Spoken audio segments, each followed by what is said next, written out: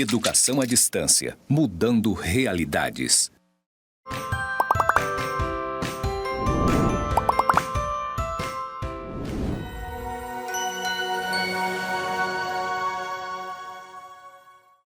Olá, aluno, olá, aluna, seja bem-vindo, bem-vinda a mais uma aula do Instituto Federal de Rondônia, Campus Porto Velho, Zona Norte. A aula de hoje é da disciplina Fundamentos e Prática da Alfabetização 1. Na aula de hoje nós vamos falar sobre alfabetização humanizadora. Mas antes disso, eu farei a minha audiodescrição. Eu sou uma mulher branca, 1,65 m de altura, tenho cabelos encaracolados na altura do ombro, estou utilizando um vestido abaixo do joelho, de mangas longas, e eu estou dentro do estúdio do Instituto Federal de Rondônia, Campus Porto Velho, Zona Norte. Para essa aula de hoje, nós temos um convidado muito especial, que é o professor doutor Dagoberto Buin Arena, grande estudioso, grande pesquisador dos atos de ler, dos atos de escrever, do processo de alfabetização. E para mim é uma honra muito grande ter o professor Dagoberto aqui presente. Professor, eu quero agradecer imensamente a sua gentileza. Muito obrigada por aceitar o convite. Tenho certeza que o seu conhecimento de anos de experiência, anos de pesquisa, conhecimentos esses fundamentados na perspectiva dos filósofos da linguagem, Bakhtin, Voloshinov, e também da teoria histórico-cultural formulada aí pelo psicólogo russo Vygotsky. Os seus conhecimentos acrescentarão, né, nos conhecimentos dos nossos alunos. Muito obrigada, professor. Oi, pessoal. Eu estou aqui para falar com vocês a respeito de alfabetização a convite da professora Andréia, do Instituto Federal de Rondônia. Eu queria agradecer a ela pelo convite, né? E agradecer a vocês também, que estão aqui para me ouvir. E agradecer também ao reitor, né, do Instituto, o professor Moisés Rosa de Souza, né?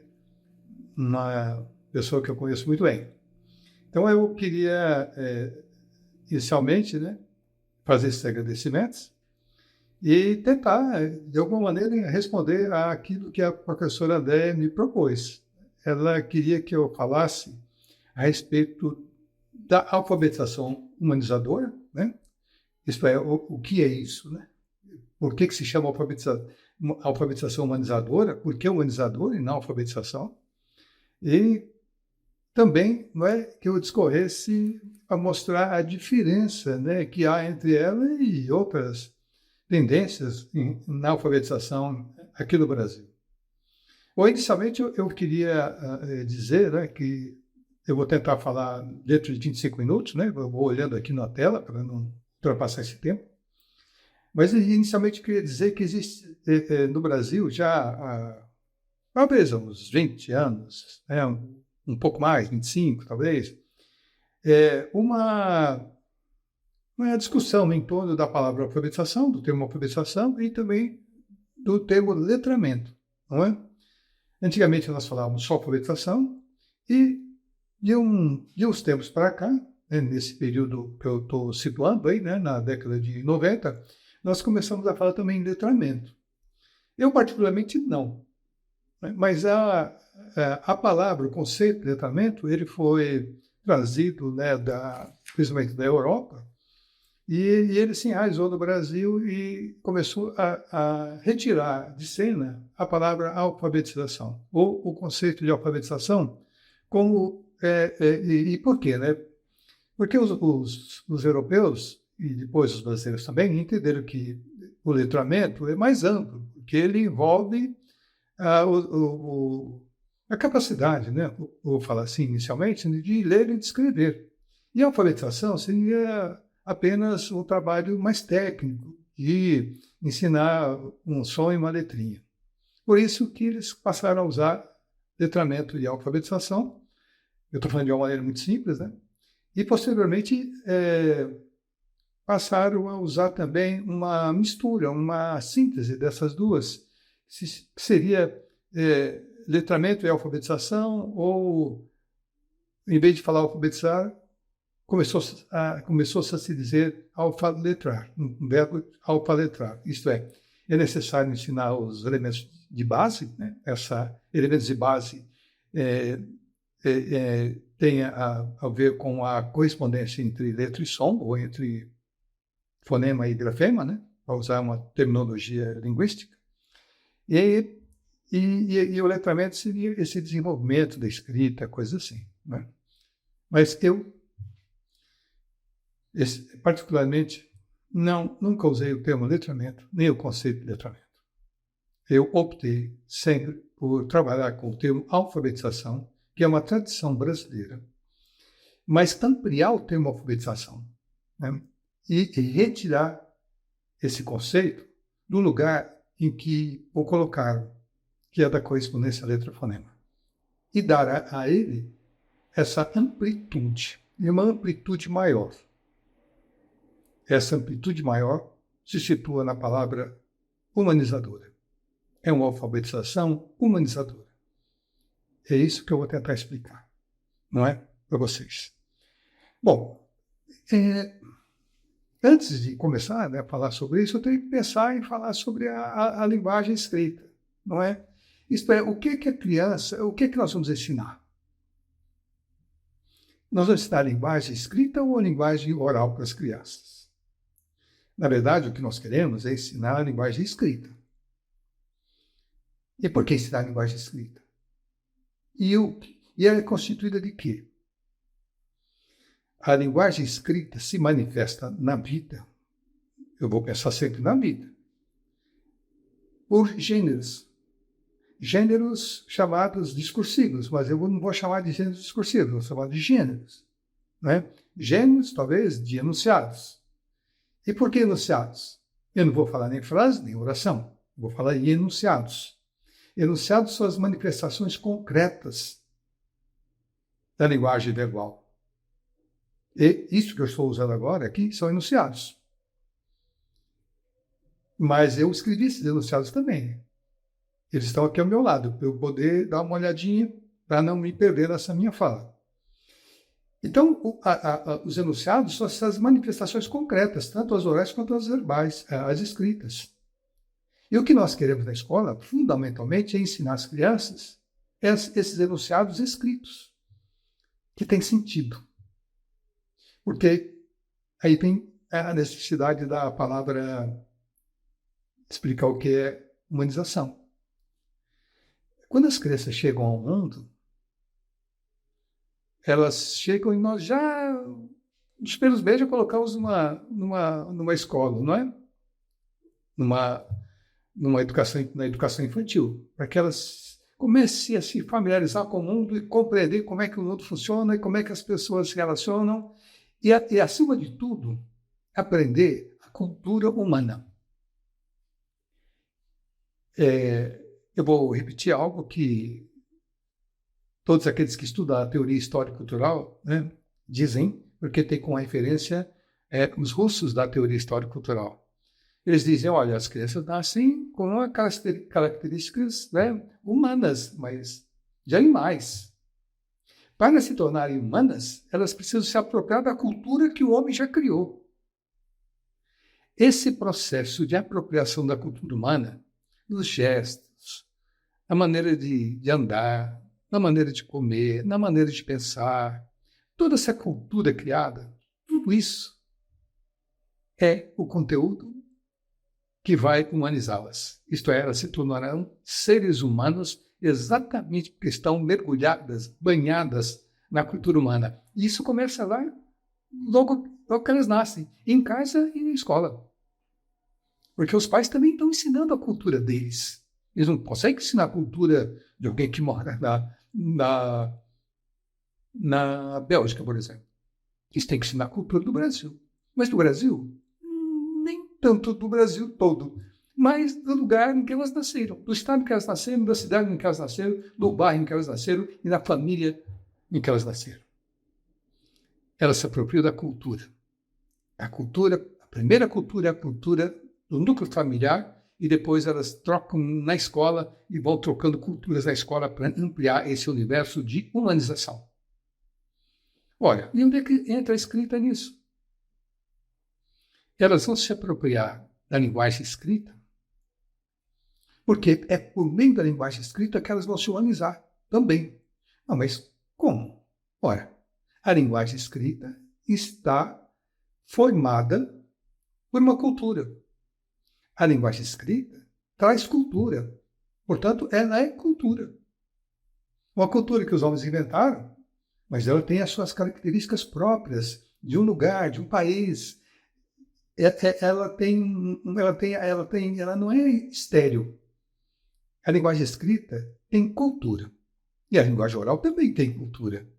Tanto é que quando a gente estuda a língua estrangeira, a gente percebe que não dá para falar do mesmo modo, fazer as traduções do mesmo modo, porque são as expressões, o modo de falar, até a melodia, não é? É tudo próprio de uma cultura. Então, linguagem é cultura. Quando as crianças se apropriam da linguagem oral, se apropriam da cultura, e quando se apropriam da linguagem escrita, se apropriam da cultura. E nós, na escola, somos responsáveis por ensinar a linguagem escrita. Vírgula. Nós temos que ensinar não a linguagem escrita solta. Nós temos que ensinar a linguagem escrita pelos atos culturais daqueles que já a praticam. Isto é, nós temos que ver como a sociedade usa a linguagem escrita. Quais são os atos humanos que são praticados com a linguagem escrita para poder ensinar às crianças esses atos. Então, o que nós ensinamos, na verdade, não é a linguagem escrita, isolada, cheia de cultura. Nós ensinamos os atos humanos com a linguagem escrita, para ler e para escrever. Isto é, nós aprendemos, quando criança, nós aprendemos os atos do mesmo modo como nós aprendemos os atos em casa, os atos culturais. Tudo aquilo que nós vemos os pais, as mães, as irmãs e os irmãos mais velhos, as avós, tudo isso que nós vemos eles fazerem, nós vamos aprendendo. Então nós aprendemos não a coisa em si, mas nós aprendemos os atos que eles fazem, os gestos que eles fazem, os comportamentos que eles têm. Então, o objeto, por exemplo, fazer uma comida, ou fazer uma comida é cheio de atos. Então, nós vamos ensinar comida para as crianças. Nós vamos ensinar os atos de preparação de uma comida e os atos de comer essa comida. São os atos humanos. É a apropriação desses atos humanos que vai levar a criança e qualquer ser humano a humanização. Humanização quer dizer a apropriação da cultura humana. A linguagem escrita, ela é um instrumento, eu diria, poderoso para isso. Por ela, nós vamos abrindo mais essa possibilidade de humanização, a possibilidade de nós nos apropriarmos da cultura humana, a nossa cultura ali da casa e a cultura do mundo. Nós vamos ampliando graças a ela. Quem não a tem, quem não consegue dominar os atos com a linguagem escrita para ler e para escrever, tem seu processo de humanização cerceado, limitado. Vejam, vocês que estão aqui, vocês estão ampliando cada vez mais esse universo de humanização de vocês. Graças a quê? Ao domínio da linguagem escrita. Domínio da linguagem escrita? Não. Domínio dos atos com a linguagem escrita. Dos atos de ler e dos atos de escrever. Por isso vocês ampliam o universo de vocês e estão aqui estudando, não é? Para se formar no curso de pedagogia. Então vejam, não é? Que o que nós temos que ensinar para as crianças? Os enunciados escritos. Eles sozinhos? Não, os atos. Temos que ensinar, então, os atos com a linguagem escrita, isto é, os atos com os enunciados escritos que estão abrigados, guardados, dentro de um determinado conjunto, com uma determinada característica para cada função social, que são os gêneros. Nós ensinamos os enunciados para as crianças com os gêneros. E por que está com os gêneros? Olha, porque nós temos que vincular com a vida. a linguagem escrita não está solta por aí. Ela sempre aparece porque ela tem uma função. A gente precisa dela para fazer alguma coisa. Quando nós precisamos dela para fazer alguma coisa, ou para ler ou para escrever, nós escolhemos um determinado gênero para dar conta daquela situação. Por isso que nós temos essa infinidade de gêneros. Porque nós temos uma infinidade de atividades, de desejos, de necessidades na vida. E a vida, então, vai nos ajudando a construir os gêneros. Os gêneros literários, os vários tipos, os gêneros chamados instrutivos ou instrumentais, né? Ou os gêneros, vamos dizer assim, gêneros prescritivos, e assim vai. Tem uma infinidade de gêneros. Categoria geral, né? E o que eu estou falando, as categorias gerais. Mas cada um desses tem subcategorias. Isso aí, outros gêneros. Não são tipos de texto, são gêneros, porque eles se modificam. Nós os modificamos, e um gênero tem outros dentro dele também, não é? Os gêneros abrigam os enunciados, e eles incorporam os atos humanos da vida. A linguagem escrita, portanto, porque tem os atos, ela tem os enunciados, e tudo isso tem que estar vinculado ao cotidiano da vida da criança. A criança tem que entender que ela precisa de um gênero para escrever aqueles enunciados, para poder agir no mundo, para fazer alguma coisa, mesmo uma pequena história, mesmo lendo as instruções de uma brincadeira para que ele a faça lá no pátio da escola. Então, há sempre uma necessidade humana de ler e de escrever. E essa necessidade tem que ser criada. A alfabetização é exatamente isto. Ensinar às crianças os atos com a linguagem escrita. Os atos de ler e os atos de escrever. E é isso, se ela aprender isso bem, ela se humaniza cada vez mais. Tá? Então, principalmente é isso. Mas eu queria avançar um pouco mais, né? Então, a alfabetização eu diria que não é o ponto de chegada. Não, uma criança está alfabetizada, não está alfabetizada. A gente não pode se contentar com isso.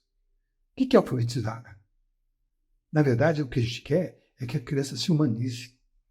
E a alfabetização, ela incorpora, ela não é uma passagem para a humanização, uma ponte para a humanização. Ela incorpora a humanização. Porque quando nós estamos ensinando a criança a linguagem escrita e os atos da linguagem escrita, nós já estamos ensinando a cultura. Ela já está se apropriando da cultura nas palavras. Porque as palavras que estão sendo dadas, oferecidas a elas, mas não uma palavra solta, as palavras dos enunciados. Esses enunciados estão encharcados de cultura.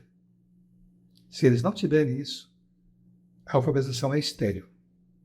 As crianças não vão aprender a ler como nós queremos e nem a escrever como nós queremos. Portanto, elas vão ter limitações no processo de humanização. A importância, então, é vincular a linguagem escrita com a vida.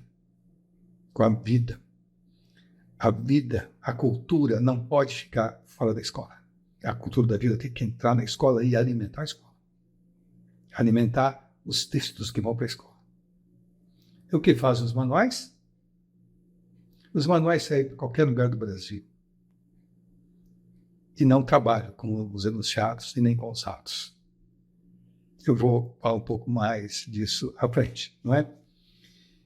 Então as crianças vão aprender, não é, a cultura. Nós vamos situar a alfabetização, não é? Eu estou com 17 minutos? Nossa, já está acabando. Não vai dar. A cultura,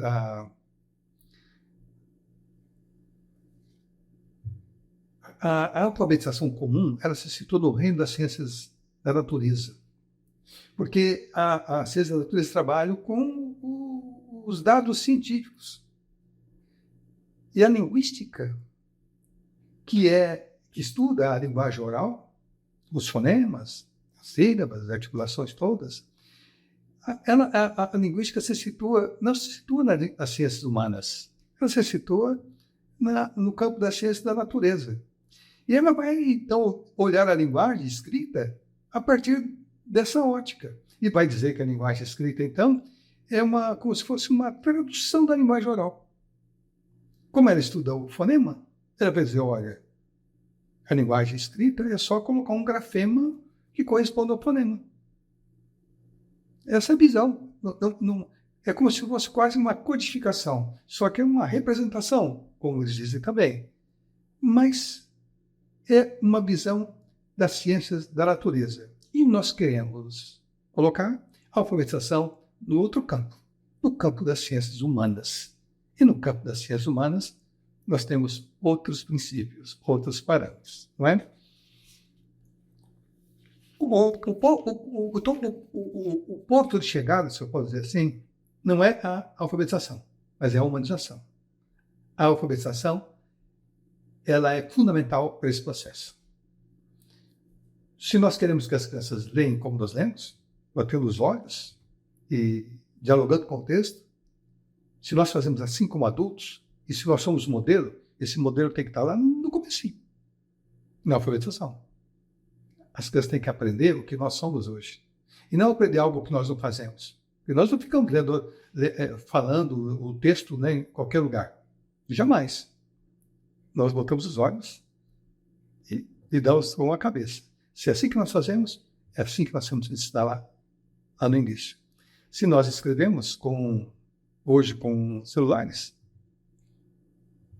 muito mais do que com lápis, por que as crianças não podem escrever com celulares? Se é isso que nós queremos que elas façam depois também. Não é? São questões que eu vou deixando por aqui. E qual é outro princípio, né?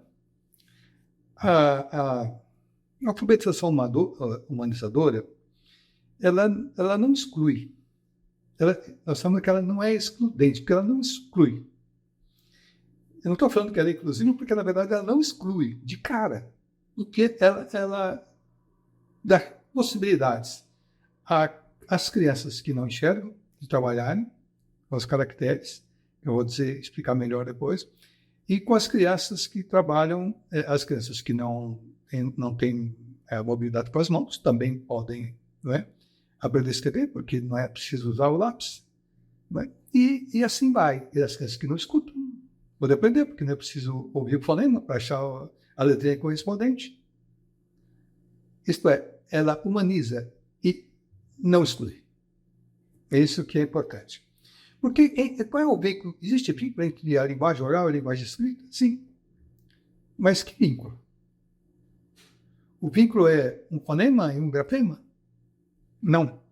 O vínculo está nos sentidos. Os sentidos ditos e os sentidos escritos se encontram. Os sentidos é que estão fazendo o vínculo, estabelecendo a relação entre a linguagem oral e a linguagem escrita. E não propriamente a linguagem, não os elementos físicos, o som e uma letra. Não, o vínculo é dos sentidos. E por que o vínculo está nos sentidos? Porque ambas se encontram na linguagem interior, que é essa linguagem que está na nossa cabeça. Que nós pensamos que é uma palavra atrás da outra, e não é. A linguagem que nós temos, a linguagem interior, é uma linguagem que não obedece à sintaxe, nem da oralidade, nem da escrita. É uma outra sintaxe. É aqui que nós pensamos, rascunhamos, desprezamos palavras, escolhemos palavras. A linguagem interior é a fonte da linguagem oral e é a fonte da linguagem escrita. Quando eu falo agora, eu tenho como referência escrita. Eu escrevi, pensei, mas eu estou falando. E onde é que eu estou buscando todos esses dados? Na linguagem interior. E trago para cá e organizo de acordo com a linguagem oral. As duas linguagens se encontram aqui. E não se encontram aqui. No plano físico. Esta é uma das diferenças, né, que eu queria estabelecer com as demais. Não é?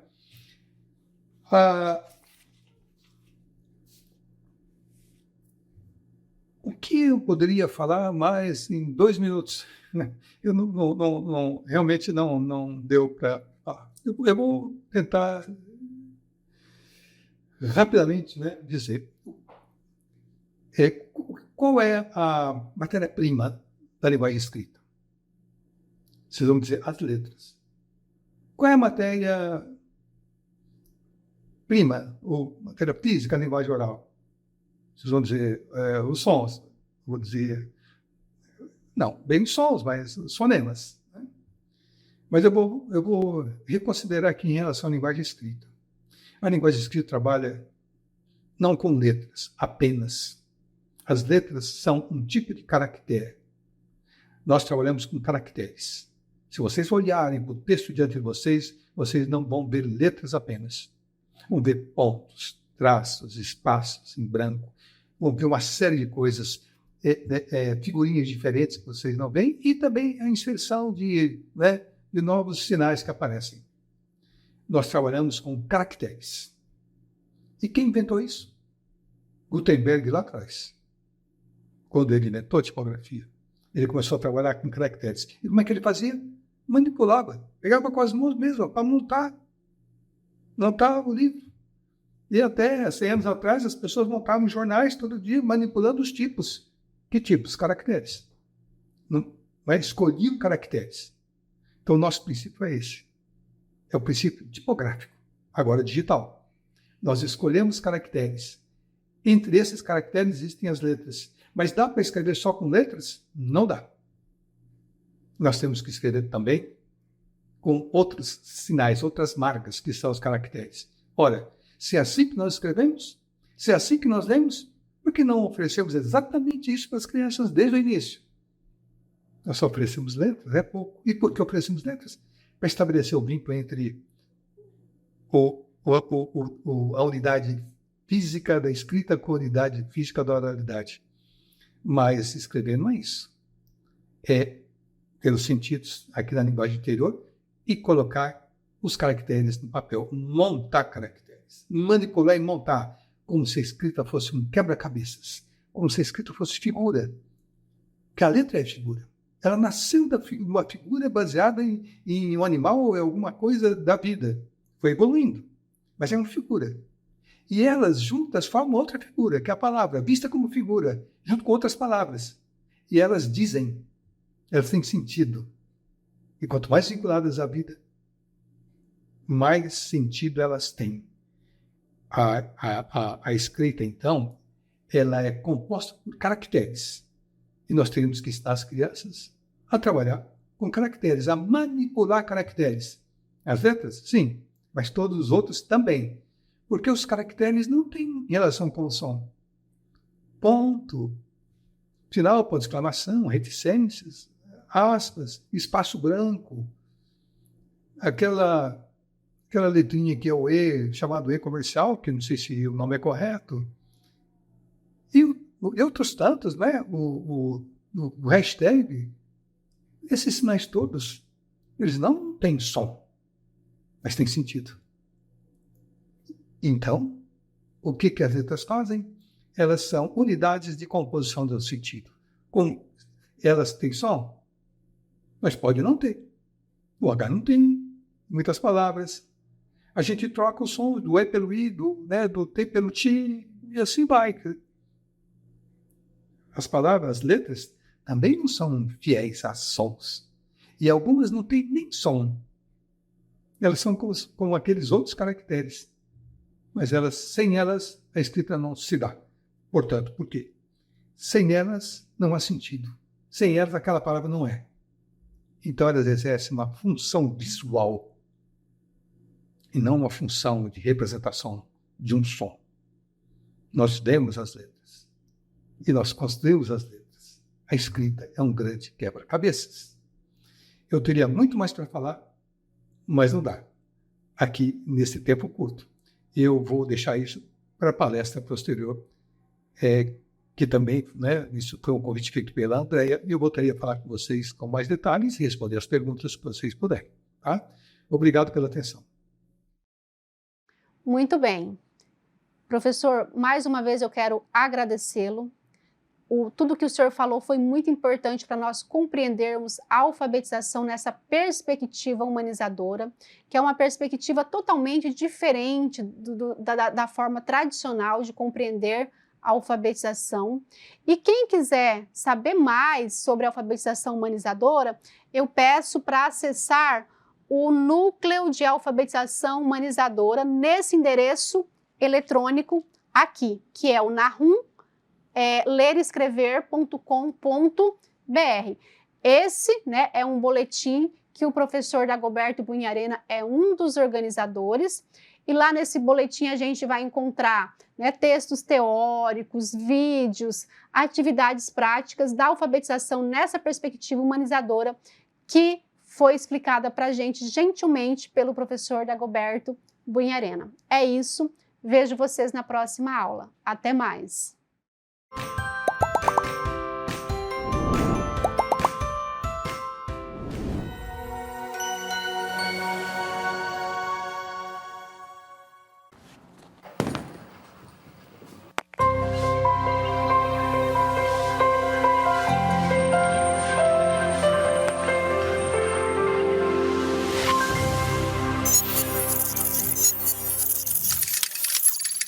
Educação à distância, mudando realidades.